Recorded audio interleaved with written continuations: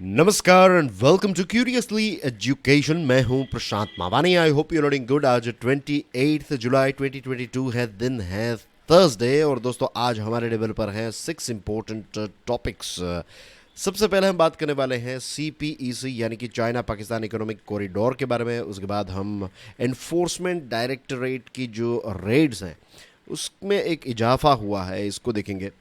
Death by हुच, ये जो देसी दारू बनाई जाती है और उसकी वजह से जो लट्ठा कांड होता है उसके बारे में बात करेंगे। Then we have food and fuel supplies का इस्तेमाल कैसे हथियार की तरह रशिया के द्वारा किया जा रहा है और दूसरे देशों के द्वारा। तो will talk about it, it's about Jio politics. फिर हेपेटाइटिस को लेकर एक इंटरेस्टिंग आर्टिकल आज के द हिंदू में है और यहाँ पर हम हेपेटाइटिस के साथ जुड़े हुए कुछ फैक्ट्स देखेंगे। एंड दोस्तों हर साल प्रीलिम्स में भी आपको इस प्रकार के जो अलग अलग डिजीज़ हैं उनसे रिलेटेड क्वेश्चंस जो हैं वो पूछे जाते हैं। तो यहाँ पर आपको ऐसे बहुत सारे फैक्ट्स मिल जाएंगे। ठीक है, PDF को डाउनलोड करने के बाद अच्छी तरीके से इसको रिवाइज कर लेना।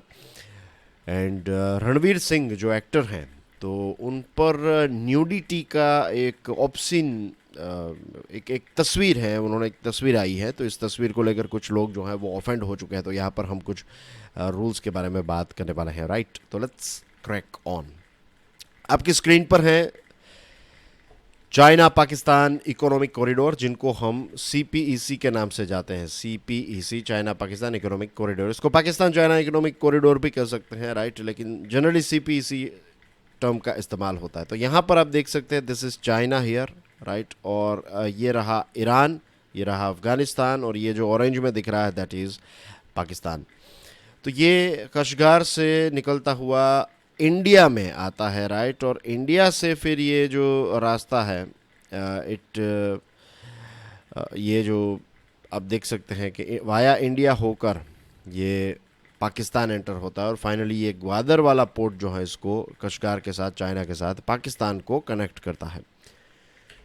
यहाँ पर भी आप देख सकते हैं क्लियरली। राइट, ये पूरा जो पाकिस्तान से निकलता हुआ ये रास्ता जो है वो वाया हमारा जो लद्दाख वाला रीजन है, तो वहाँ से कश्मीर और लद्दाख वाला रीजन जो है वहाँ से गुजरता है। अभी ये यूनियन टेरिटरी हमारा जो लद्दाख है वहाँ से ही गुजरता है।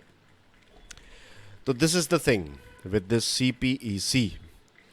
अब चाइना और पाकिस्तान कोशिश ये कर रहे हैं कि दूसरे देश जो हैं वो इस प्रोजेक्ट को ज्वाइन करें, CPEC को। ऐसी कोशिश है और भारत ने इस कोशिश को इनहेरेंटली इलीगल बताया है। कहा है कि ये इलीगल चीज़ है जो आप कर रहे हैं। पाकिस्तान और चाइना ने दूसरे ऐसे देशों को जो इंटरेस्टेड देश हैं तो उनको इनविटेशन भेजा है कि आप आइए और CPEC को ज्वाइन कर लीजिए। और पाकिस्तान और चाइना ने ये कहा है कि ये एक ऐसा प्लेटफॉर्म है which is an open and inclusive platform for mutually beneficial cooperation, कि आपको हम सबको फ़ायदा होगा इस CPEC से। ऐसा इनविटेशन जो है भेजा और भारत ने ऑफिशियली, हमारे मिनिस्ट्री ऑफ एक्सटर्नल अफेयर्स के स्पोक्स पर्सन अरिंदम बागची साहब ने क्लियरली बता दिया है कि any such actions by any party directly infringe on India sovereignty and territorial integrity. India firmly and consistently opposes projects in the so-called CPEC which are in Indian territory that has been illegally occupied by Pakistan. 2015 से ये project जो है start हुआ है और तब से भारत ने इसका विरोध किया है। इससे पहले सऊदी अरेबिया और UAE को अट्रैक्ट करने की कोशिश की, लेकिन यहाँ पर CPEC प्रोजेक्ट जो है वो फेल रहा इन दोनों को अट्रैक्ट करने में।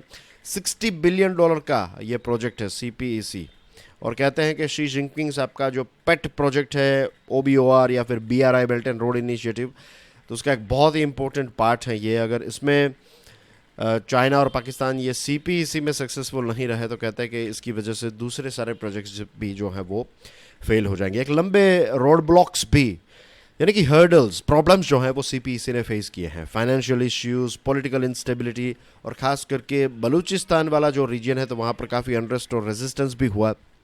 बलूचिस्तान के लोग जो हैं वो इस CPEC का विरोध करते हैं और ये भी कहा जाता है कि CPEC जो है वो श्रीलंका का जो Hambantota, I am sure you know what happened with Hambantota, right, 99 years के लिए चाइना ने इसको लीज पर ले लिया। तो ये अभी जो पॉलिटिकल क्राइसिस हुई, इकोनॉमिकल क्राइसिस हुई, श्रीलंका में। तो उसके पीछे one of the main reason इस कि इससे पहले जब राजपक्षे ब्रदर्स पावर में थे तो उन्होंने बिना सोचे समझे ये हम्बनटोटा प्रोजेक्ट जो है उसके लिए लोन लिए और ये चाइना ने फंडिंग किया और फिर ये प्रोजेक्ट जो है पूरा ये हम्बनटोटा पोर्ट जो है वो अब चाइना के कंट्रोल में आ चुका है। तो कहते हैं कि सीपीईसी के साथ भी ऐसा ही होगा, इसमें फ़ायदा अगर किसी का होगा तो चाइना का ही होगा। पाकिस्तान जो है वो इस कर्ज में डूब जाएगा और कर्ज में फंस जाएगा। सीपीईसी एक ऐसा प्रोजेक्ट है जो कुछ 64 कंट्रीज़ को अपने साथ जोड़ने वाला प्रोजेक्ट है, राइट। इसके बारे में ऐसा कहा जाता है। और अब ये भी खबर आ रही है कि जो हमारा LOC है, don't confuse it with LAC। LAC जो है लाइन ऑफ एक्चुअल कंट्रोल, ये चाइना के साथ है। LOC जो है वो पाकिस्तान के साथ है। तो अब चाइना जो है वो पाकिस्तान की मदद कर रहा है कि LOC जो है वहाँ पर इंफ्रास्ट्रक्चर बनाने में पाकिस्तान की मदद कर रहा है, which is again illegal thing.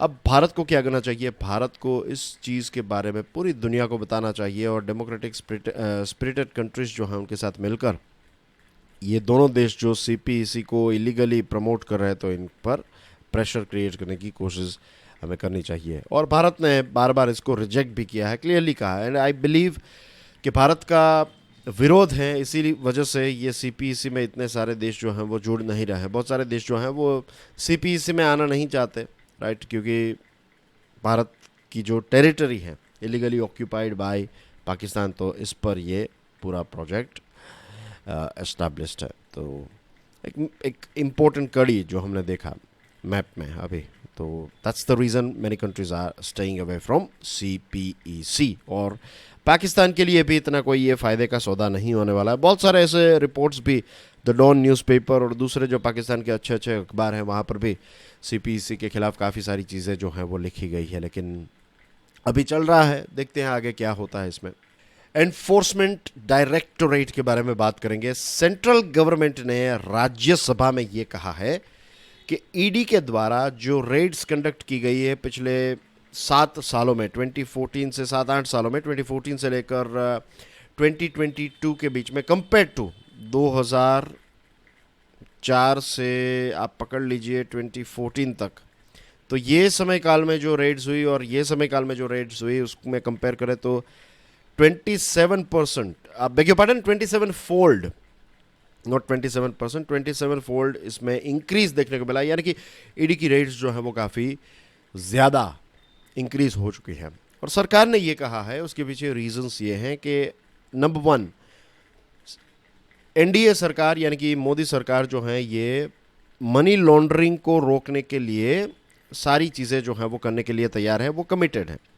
B, intelligence gathering, खास करके फाइनेंशियल इंटेलिजेंस गैदरिंग और इंटर एजेंसी कोऑपरेशन जो है उसमें काफ़ी नई टेक्नोलॉजीज़ और काफ़ी नया इम्प्रूवमेंट आया है। तो इसकी वजह से भी रेड्स जो हैं उनके पास ज़्यादा डेटा आता है तो ज़्यादा रेड्स जो हैं वो कंडक्ट कर पाते हैं। और सेंट्रल गवर्नमेंट का कहना ये है कि उनके 2 बड़े पर्पस हैं। नंबर 1 इज़ कि जितने भी पुराने केसेस हैं उनको जल्द से जल्द सॉल्व किया जाए। नंबर 2 इज़ कि ये prevention of money laundering act के तहत नए केसेस जो हैं उनको टाइम पर फाइल किया जाए और जल्दी इनको ख़त्म किया जाए।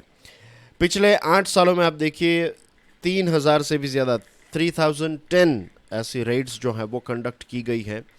टोटल 99,356 करोड़ रुपीस की जो प्रॉपर्टीज़ हैं या फिर इतने पैसों को अटैच किया गया है, यानी कि इतने केसेस हुए और केसेस में इतनी प्रॉपर्टीज़ जो हैं वो कहीं ना कहीं सीज़ हुई हैं एक्सेट्रा। एंड 888 केसेस जो हैं वो प्रोसिक्यूशन कंप्लेंट्स जो हैं वो फाइल की गई है। तो ये आंकड़े देखें तो लगता है कि ईडी जो है उसका काम काफ़ी सही जा रहा है, अच्छी दिशा में काम कर रहे हैं। लेकिन चिंता का विषय है पुअर रेट ऑफ कन्विक्शन। सिर्फ 23 एक्यूज्ड पर्सन्स या फिर एंटिटीज़ जो हैं तो वो कन्विक्ट हुए हैं, बाकी जो हैं वो एक लंबे समय से केसेस जो हैं वो चल रहे हैं। और दूसरा जो चिंता का विषय है, जो अपोजिशन पार्टीज़ भी कह रही है कि नॉन बीजेपी रूल्ड स्टेट्स में इनकी सर्चेस जो हैं वो ज़्यादा होती हैं और नॉन बीजेपी जो पॉलिटिशियंस होते हैं तो या फिर नॉन बीजेपी को सपोर्ट न करने वाले जो बिजनेसेस हैं, ऐसे लोग हैं, तो उन पर ईडी का इस्तेमाल जो है वो काफ़ी ज़्यादा हो रहा है। तो ये इल्ज़ाम जो हैं इसको भी हम नज़रअंदाज नहीं कर सकते। आई एम नॉट सेइंग कि ईडी सिर्फ यही काम कर रहा है, ईडी अच्छा काम भी कर रहा है, लेकिन ये भी एक हकीकत है जिसको हम नज़रअंदाज नहीं कर सकते। So that's basically everything as far as this ED article is concerned. अब बात करते हैं हम लट्ठा कांड के बारे में। तो एक हुज ट्रेजेडी हुई गुजरात में, राइट। बोटाड डिस्ट्रिक्ट जो है, तो वहाँ पर 40 से भी ज़्यादा लोगों की मृत्यु हो गई है। और ये जो देसी दारू है, होम ब्रू जिसको कहते हैं, ऐसे ही घर पे बनाया जाता है, या फिर कोई जो बनाने वाले, जो बेचने वाले लोग हैं, तो ये इसको बनाते हैं। तो प्रश्न ये आता है, गुजरात में तो प्रोहिबिशन है, अल्कोहल जो है वो अलाउड नहीं है। हमारे देश में 4 ऐसे राज्य हैं जहाँ पर अल्कोहल अलाउड नहीं है, और उसमें से एक जो है वो गुजरात है। लेकिन let me tell you, I am from Gujarat, you know it very well. कुछ ही फ़ोन कॉल्स आप करें और आपको बॉटल जो है वो दारू की बोतल ईजिली मिल जाती है, right. This is a reality, and I am sure दूसरे राज्यों में भी ऐसी सिचुएशन होगी। अब गांधी जी के नाम पर शराब पर एक बैन लगाया गया है, लेकिन मुझे लगता है बहुत ही ज़्यादा क्वांटिटी में गुजरात में अल्कोहल जो है उसको कंज्यूम किया जाता है, और इलीगली सारी चीज़ें जो हैं वो चल रही है।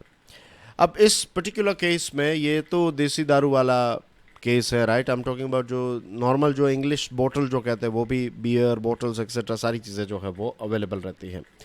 अब 24 लोगों पर उनका नाम है एफआईआर में, और इसमें से 14 ऐसे लोग हैं जिनको अरेस्ट किया गया है। अब प्रश्न ये उठता है कि जैसे मैंने आपको बताया, राइट, आप अगर गुजरात से हैं तो you know it very well कि शादी में, हर जगह पर, वीकेंड्स में, पार्टी में जो लोग पी रहे हैं उनको तो मिल ही रहा है, अल्कोहल इजीली अवेलेबल है।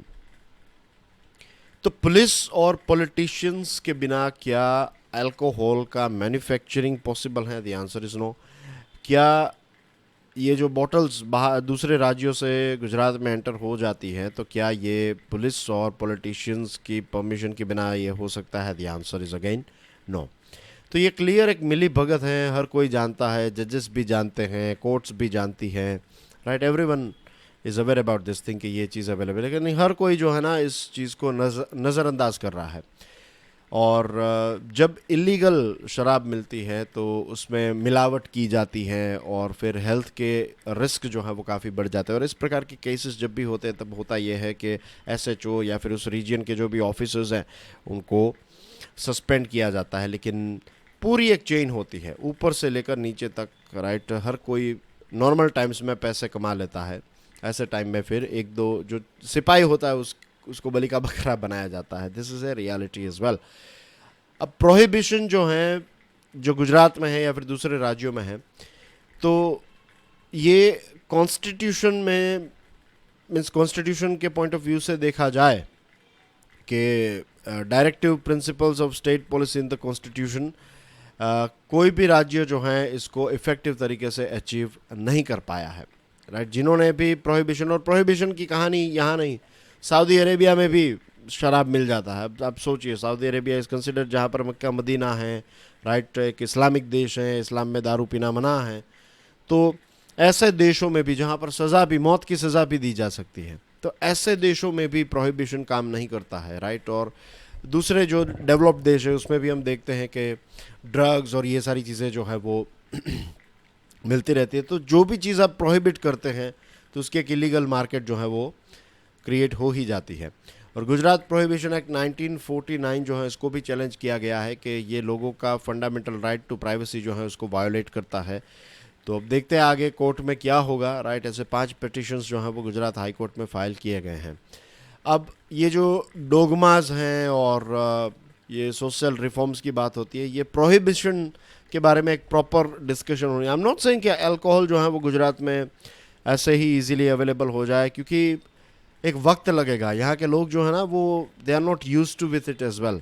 अब कई बार ऐसा भी होता है कि लोग शराब पीकर ऐसे ही तेज़ गाड़ी चलाते हैं, यू कैन क्लियरली से कि इसने शराब पी लिया। अब इलीगल है और तो भी इतनी हिम्मत कर लेते हैं, तो जस्ट इमेजिन कि अगर इजीली छूट दी जाएगी, शराब की दुकानें होगी, राइट, जो क्या कहते हैं, वाइन शॉप्स अगर हर जगह पर होगी गुजरात में, और पीना जो है वो अलाउड होगा, तो फिर आई थिंक सेफ्टी का सबसे बड़ा इश्यू हो जाएगा, ख़ास करके महिलाओं के लिए, लेडीज़ों के लिए। फिर बाहर निकलना जो है, इट विल मीन्स कोई ना कोई कहीं ना कहीं झगड़ रहा है, ये सारी सिचुएशन क्रिएट हो सकती है गुजरात में। तो I don't think so people of Gujarat are used to with it. ये सिचुएशंस है, उनको पता है, बाहर घूमने के लिए जाते हैं, वहाँ पर देखते हैं, लेकिन फिर लॉ एंड ऑर्डर के इश्यूज तो स्टार्टिंग में बहुत सारे होंगे। तो एक जेन्यून तरीके से है ना ये प्रोहिबिशन के बारे में, अगर जेन्यूनली आप इसको रोकना चाहते हैं तो फिर एक डिस्कशन होनी चाहिए, इसके ऊपर एक्शंस लेने की ज़रूरत है, वरना फिर ये हुज ट्रेजिडी जो है वो होती रहेगी। होगी थोड़े टाइम में मीडिया में इसके बारे में बातचीत होगी, फिर केस जो है वो फिर दूसरी कोई नई चीज़ ले लेगी इसकी जगह, राइट। ये चीज़ जो है वो फिर लोगों के दिमाग में से निकल जाएगी। तो यही एक रियलिटी है, यही होगा, आप देखिएगा इसमें भी यही चीज़ होगी। कोई भी ऐसा बदलाव आपको ज़बरदस्त देखने को नहीं मिलेगा। आई am not being pessimistic but this is a reality. Glimmer of hope, ये आपकी स्क्रीन पर आप देख सकते हैं, वीट है, गेहूं है और रशिया और यूक्रेन का फ्लैग है। आपको याद होगा कुछ दिनों पहले ही हमने इसके बारे में बात की थी कि कैसे रशिया और यूक्रेन के बीच में एक डील साइन हुई है, ग्रेन डील, और यूनाइटेड नेशंस और टर्की ने मिलकर इस एग्रीमेंट को अंजाम तक पहुंचाया। तो इट्स ए गुड थिंग। और इसमें यह है कि यूक्रेन का जो पोर्ट है तो वहाँ से ब्लैक सी पोर्ट्स जो हैं तो यहाँ से दुनिया के अलग अलग देशों में बॉस्फोरस स्ट्रेट्स से होकर, now I am not going into Bosphorus straits, मैंने आपको दिखाया था बॉस्फोरस स्ट्रेट्स, आपको याद होगा। और अगर आज आपका पहला दिन है then you need to stick with this series, right. एक दिन में आपको रिजल्ट नहीं मिलेगा इस सीरीज़ का, राइट। ये इन डेप्थ नॉलेज के लिए है। तो यहाँ पर आपको सिर्फ इंफॉर्मेशन और ये सारी चीज़ें प्रोवाइड नहीं की जाती, आपको एक डीपर लेवल पर ले जाने का प्रयास होता है। तो इट विल टेक 1 वीक और maybe 15 days for you to understand कि इसकी इम्पैक्ट जो है वो आपके जीवन पर क्या होगी। एक ही दिन में आप इसको जज नहीं कर पाएंगे। But regular students you know कि मैंने आपको बॉस्फोरस स्ट्रेट का मैप दिखाया था, तो आप फिर से उसको रिवाइज कीजिए। और जो नए स्टूडेंट्स हैं उनके लिए ये एक मेहनत का काम है। ये सीरीज़ की एक दूसरी भी चीज़ है कि यहाँ पर स्पून फीडिंग नहीं होता है, राइट। आपको मेहनत खुद की करनी पड़ती है, आपको एग्ज़ाम क्रैक करनी है और आपको ऑफिसर बनना है, right. I can show you the way, लेकिन मेहनत तो आपको ही करनी है। और कोई भी फैकल्टी, कोई भी प्रोफेसर, कोई भी ऐसा कहे कि आपको कुछ नहीं करना है, वो जो पढ़ाए वही करे, तो ही और शी स्पून फीडिंग यू, वो आपको एक आप गुलाम बन जाएंगे फिर, कि कोई अगर आपको कोई चीज़ करवाएगा तभी आप करेंगे। That is very very bad, right. ये जितना जल्दी हम समझ जाए उतना अच्छा है। बट एनीवे, तो ये जो बॉस्फोरस स्ट्रेट है वहाँ से दुनिया के अलग अलग देशों में ये ग्रेन जो है, वीट जो है, उसकी सप्लाई करने का एक एग्रीमेंट जो है वो रशिया और यूक्रेन ने साइन किया। लेकिन रशिया ने फिर दूसरे ही दिन एक मिसाइल अटैक लॉन्च किया ओडेसा पर, और दूसरे बाकी मीन्स ये जो पोर्ट्स हैं उनमें से एक पोर्ट है ओडेसा, जहाँ से ये सामान जो है वो अलग अलग देशों तक पहुँचने वाला था। While the UN is still optimistic that the first ships carrying Ukrainian grain will set sail within a few days, UN का कहना यह है कि आने वाले कुछ दिनों के अंदर ही ये जो गेहूं है ये यूक्रेन के पोर्ट से दुनिया के अलग अलग देशों तक पहुंच जाएंगे। और ये तो यूएन का मानना है, लेकिन रशिया ने जो अटैक किया है तो उसके बाद कौन सी इंश्योरेंस कंपनी इन वेसल्स को इंश्योरेंस प्रोवाइड करेगी? वेसल ओनर्स अपना जहाज जैसे ही थोड़ी देंगे, बायर्स और सेलर। तो ये हर कोई चिंता का विषय है। और रशिया का दावा यह है कि उन्होंने ओडिशा में जो मिलिट्री फैसिलिटीज़ हैं उन पर ही अटैक किया है, जो पोर्ट वाला एरिया है तो इस पर अटैक नहीं किया है। लेकिन इसका विश्वास जो है वो इतना जल्दी कोई नहीं करेगा।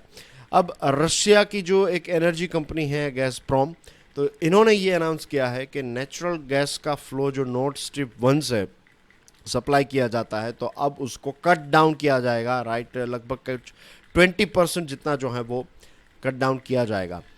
तो यहाँ पर जो ये फूड और फ्यूल का वेपनाइजेशन हो रहा है ये बहुत ही डेंजरस है, पूरी दुनिया के लिए डेंजरस है। और वेस्टर्न वर्ल्ड जो है वो सैंक्शंस का इस्तेमाल कर रहे हैं रशिया के खिलाफ, तो वो भी पैसों का और अपना जो फाइनेंशियल रीच है उसका दुरुपयोग कर रहे हैं। और इसकी इम्पैक्ट जो है वो भारत और दूसरे देशों के ऊपर भी हो रही है, which is very unfortunate. China और भारत ने अपने अपने रास्ते निकाल लिए हैं, कैसे हम ऑयल, कोल और फर्टिलाइज़र जो है वो रशिया से खरीद रहे, मीन्स सैंक्शंस को कैसे हम बाईपास करें, ये चीज़ जो है वो अलग अलग देशों ने ढूंढ ली है। The prospect of Europe facing peak winter gas shortages, 15% reduction in consumption is not an easy goal to achieve, and Russia not finding alternative market should sooner than later make dialogue and diplomacy the only way forward। देखिए Europe जो है वो heavily dependent है Russia पर gas और oil के लिए। और विंटर जो है, ये मानसून की सीज़न अभी जो हम देख रहे हैं हमारे यहाँ पर है, मानसून की सीज़न वहाँ पर नहीं होती है यूरोप में। लेकिन आप समझ लीजिए कि अक्टूबर, अगस्त, सितंबर और अक्टूबर के आसपास वहाँ पर विंटर की शुरुआत हो जाती है। और उस टाइम पर गैस की, जैसे हमारे देश में कैसे गर्मियों में इलेक्ट्रिसिटी की जो डिमांड है वो बढ़ जाती है क्योंकि लोग एयर कूलर और एयर कंडीशंस और ये सारी चीज़ों का इस्तेमाल ज़्यादा करते हैं, वैसे ही यूरोप में विंटर टाइम पर अक्टूबर के आसपास गैस जो है उसकी रिक्वायरमेंट काफ़ी बढ़ जाती है। और फिर वो एक लंबे समय तक, अक्टूबर, नवंबर, दिसंबर, जनवरी, फरवरी, मार्च तक, ये 6 महीने आप पकड़ लीजिए, बहुत ज़्यादा सर्दियाँ होती हैं। तो ऐसे समय में अगर रशिया गैस और ऑयल कम सप्लाई करेगा तो यूरोप को नहीं जमेगा ये। और एनीवे डिप्लोमेसी, आप समझ गए ना कि यूरोप की ये रिक्वायरमेंट है। तो अब डिप्लोमेसी और डायलॉग से लगता है कि बातचीत जो है वो होपफुली, लेट्स होप के बातचीत के माध्यम से ये प्रॉब्लम जो है वो सॉल्व किया जाएगा और ये वेपनाइजेशन जो है ऑयल का, फूड का, ये कम होगा। बट देखते हैं आगे क्या, क्योंकि इन्फ्लेशन का ख़तरा है, रिसेशन का ख़तरा है, तो ये सारे इश्यूज हैं। तो चीज़ें जो हैं ये वो यहाँ पर कॉम्प्लेक्स ही हैं। तो इससे पहले जो हमने बात की थी बोस्फोरस स्ट्रेट वाला टॉपिक के, ग्रेन डील जो हुई थी, तो ग्रेन डील में अब नए हर्डल्स ये रहे। उस टाइम पर हमने ये भी डिस्कस किया था, आपको याद होगा, कुछ दिनों पहले की ही बात है कि मैंने कहा था कि अगर एक भी कोई गलत चीज़ हो गई तो फिर ये ग्रेन डील जो है ये जेप्रोडाइज हो सकती है, ये ख़त्म हो सकती है। तो अब यहाँ पर ये मिसाइल अटैक जो ओडेसा में हुआ है, तो इससे अब पता नहीं क्या होगा, we have to wait and watch only. अब दोस्तों हम बात करते हैं हेपेटाइटिस के बारे में, राइट। वर्ल्ड हेपेटाइटिस डे पर WHO जो है वो हेपेटाइटिस केयर को और ज़्यादा लोगों के नज़दीक ले जाने का प्रयास जो है वो कर रहा है। और यही चीज़ को हाईलाइट कर रहा है कि हेपेटाइटिस केयर जो है ये अवेलेबल रहें, अफोर्डेबल रहें और एक्सेसिबल रहें। 2030 तक ग्लोबल टारगेट रखा, ये 2030 का ग्लोबल टारगेट है कि 2030 तक हेपेटाइटिस, वायरल हेपेटाइटिस जो है उसको, वायरल हेपेटाइटिस जो है उसको एलिमिनेट किया जाएगा दुनिया भर से। और इसका रिडक्शन होगा। यहाँ पर कुछ फैक्ट्स हैं but I am going bit quickly here, right. Important चीज़ों पर ही फोकस करते हैं। हेपेटाइटिस एक ऐसा कम्युनिकेबल डिजीज़ है जिसकी मोर्टालिटी, यानी कि इसकी वजह से मृत्यु जो है वो, उसका ट्रेंड जो है वो बढ़ रहा है, तो ये चिंता का विषय है। 354 मिलियन लोग ऐसे हैं जो हेपेटाइटिस बी और सी से प्रभावित, मीन्स उनको इन्फेक्शन है इसका। और साउथ ईस्ट एशिया जो है तो इसमें 20% जितनी ग्लोबल मॉर्बिडिटी बर्डन हेपेटाइटिस का यहाँ पर है। 95% of all hepatitis related deaths are due to cirrhosis, liver cirrhosis जिसको कहते हैं, और लिवर कैंसर जो हेपेटाइटिस बी और सी वायरस की वजह से होता है। अच्छी बात यह है कि वायरल हेपेटाइटिस जो है ये प्रिवेंटेबल है, राइट। अगर सेफ वाटर, सैनिटेशन का ख्याल रखा जाए तो hepatitis, safe food, right, clean food and good personal hygiene, hepatitis A और ई जो है उससे बच सकते हैं। Safe blood, safe sex, safe needle usage, इससे आप बी और सी से बच सकते हैं। और ये वर्ल्ड फ्री ऑफ हेपेटाइटिस जो है ये प्रैक्टिकल भी है और फिजिबल भी है। ये चीज़ जो है वो हम अचीव कर सकते हैं। इसकी वैक्सीन भी अवेलेबल है हेपेटाइटिस बी के लिए, तो इफ़ेक्टिव वैक्सीन देना, लोगों वैक्सीनेट करना, राइट। तो this is also very very important. और ख़ास करके जो गरीब देश हैं, मिडिल इनकम कंट्रीज़ हैं, तो यहाँ पर हेपेटाइटिस के केसेस नेचुरली काफ़ी ज़्यादा है क्योंकि डेवलप देशों में फैसिलिटीज़ काफ़ी अच्छी रहती हैं। लेट डायग्नोसिस जो है ये एक इश्यू है, लोगों को पता ही नहीं रहता कि उनको हेपेटाइटिस हो चुका है। तो टेस्टिंग, ट्रीटमेंट, इसका कवरेज जो है वो बढ़ना चाहिए। और बेसिकली पॉलिटिकल कमिटमेंट, राइट, राज्यों और सरकार और सेंट्रल गवर्नमेंट के बीच कोऑर्डिनेशन, फिर फंडिंग, प्रॉपर फंडिंग प्रोवाइड करना, और नई स्ट्रेटजीज़ बनाना, कम्युनिकेशन स्ट्रेटजीज़, अवेयरनेस कैंपेन्स हों, राइट, इनोवेटिव सर्विस डिलीवरी के, अगर वैक्सीन है, दवाई है तो ये लोगों तक पहुँचे। और जैसे मैंने आपको बताया कि डायग्नोस्टिक जो है उसका भी एक्सेस जो है वो इम्प्रूव करने की ज़रूरत है। तो this are the steps that we need to take.